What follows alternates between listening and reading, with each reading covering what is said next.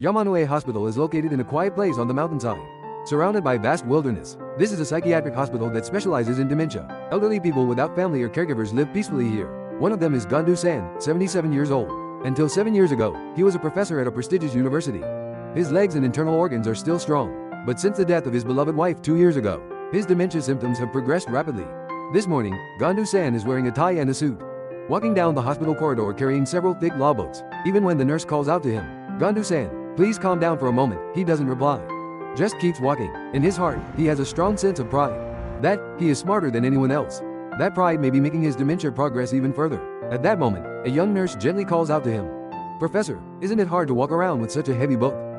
On a rainy day, Gondou nodded slightly, and replied, "No, my students are waiting for me," and continued walking. He had to keep walking until he showed signs of fatigue. When fatigue finally began to show on his face, the nurse said softly, "Professor, I'll take care of your book." Gondou then sat down, crying, "Yo yo yo," and muttered, "Who made such an old man carry such a heavy book?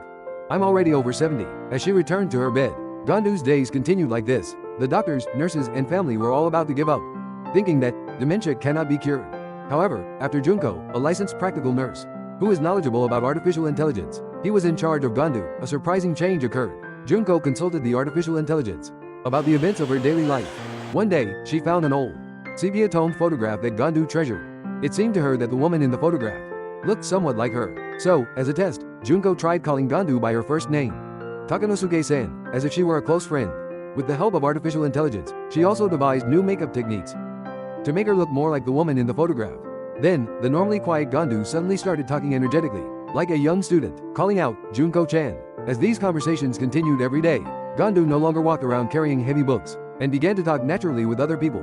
And 1 year later, Gondou Takanosuke was seen off by Junko, who had become a nurse, and his friends, and was smiling with his family as he was discharged from the hospital.